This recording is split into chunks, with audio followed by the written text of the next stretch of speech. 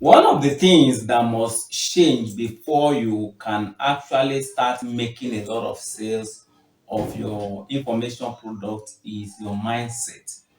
Your mindset plays very important role whether you are going to be making sales of your products or not, because all the things you'll be doing starting from the creation of your information product to the promotion to closing, everything hinge on your mindset. I created a comprehensive video that shows you 10 mindset you need to have if you are serious about making sales of your information product or other digital products. If you want to have access to the video and other trainings, all you need to do is to tap on the link in the description of this video or tap on learn more button, and it will take you to where you will have access. All right, see you there. Bye.